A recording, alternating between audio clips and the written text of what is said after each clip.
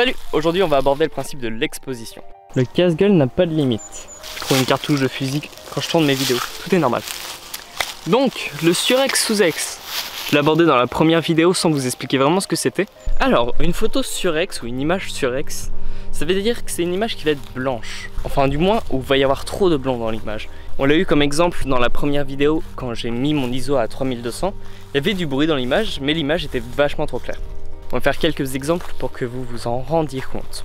Donc on va faire le premier exemple sur la petite cabane bizarre que j'ai trouvée justement. Et donc vous allez voir ce que c'est que le surex.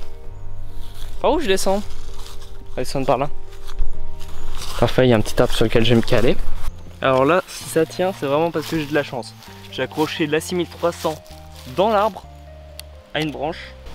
Mais bon, cette fois ça va pas se casser la gueule comme la vidéo précédente. Enfin, du moins j'espère. Donc pour ce faire, je vais devoir gueuler un petit peu parce que je m'éloigne de la caméra. Je me mets même hors champ. Donc pour ce faire, on va venir tout simplement shoot la cabane. Et d'abord je vais faire un surex. Donc je vais mettre trop de lumière dans le capteur. Donc voilà à quoi ressemble la photo surex. Maintenant voilà ce que donne la photo bien exposée. Et voilà ce que ça donne si elle avait été en plus retouchée. Voilà la petite cabane, la cabane bizarre. Et on va cette fois aborder le sous-ex, ça veut dire les photos trop sombres, noires même limite. Je suis sûr à 100% qu'il y a un nid de guêpe là-dedans. Oh, je sais vraiment pas comment il tient. Oh, c'est vraiment flippant, je vous jure, c'est flippant de chez flippant. Je vais faire une photo, hein. J'ai pas le choix, je suis obligé de faire une photo là. Donc, on va shoot deux autres photos de la cabane sous-ex et bien exposée encore une fois. Donc voilà à quoi ressemble la photo sous-ex. Voilà maintenant à quoi ressemble la photo si elle avait été bien exposée. Et bien exposée retouchée, voilà à quoi elle ressemble.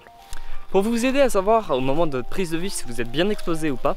Alors moi j'ai ma technique, ça veut dire que je vais faire plusieurs photos. Une photo, je vais voir une photo test où je vais voir si je suis bien exposé ou pas. Et après les véritables photos.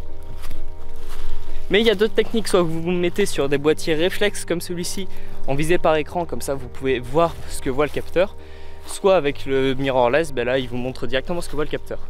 En sachant que vous pouvez en plus vous aider sur les appareils photo numériques, on a l'avantage, et même sur certains argentiques, nous avons une barre qui nous dit si on est surexposé ou sous-exposé. Exemple sur la Canon, c'est cette barre là, où vous voyez -3, -2, -1, 1, 2 et 3. Et sur les Sony, nous avons à peu près la même chose, ça écrit juste EV +1, +0,3 ou -1, -0,3, tout dépend si vous êtes bien exposé ou pas. Alors excusez-moi pour la qualité du son, ici je suis avec le son du Canon. Comme vous pouvez le voir, je me suis mis en mode manuel et vous pouvez voir que en ayant mis une image surex, j'ai un +2 qui apparaît. J'ai oublié de préciser, dans la vidéo, nous avons également sur certains boîtiers un zébra qui peut apparaître. Le principe c'est que dès que la lumière va être saturée au-dessus d'un certain pourcentage qu'on sélectionne, ça va mettre des lignes rouges et ça permet de savoir quand on vise par écran si les blancs sont saturés ou pas. Bon, sur ce, on va se laisser. J'espère que cette vidéo aura servi à certaines personnes à comprendre à quoi sert cette barre et à bien exposer vos photos. Amusez-vous, testez, et je vous dis à la semaine prochaine pour une autre vidéo. Ciao!